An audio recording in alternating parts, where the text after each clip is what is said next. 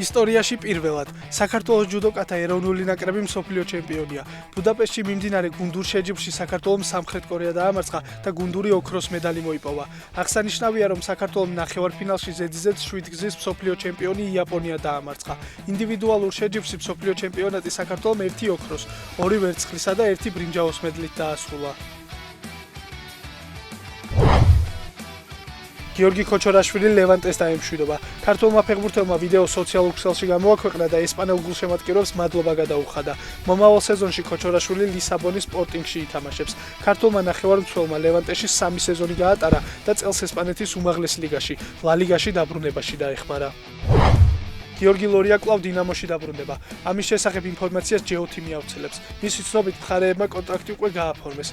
ლორია დინამოში სეზონის ბოლომდე ითამაშებს, ამის შემდეგ კი თანამშრომლობის გაგრძელებაზეც ისაუბრებენ. გიორგი ლორიამ პროფესიონალური საფეხბურთო კარიერა სწორედ დინამო თბილისში დაიწყო.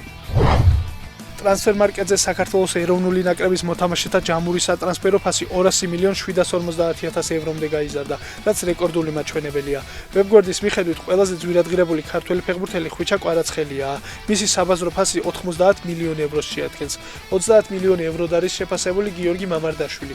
გიორგი მიქაუტაძის ღირებულება კი 22 მილიონი ევროა.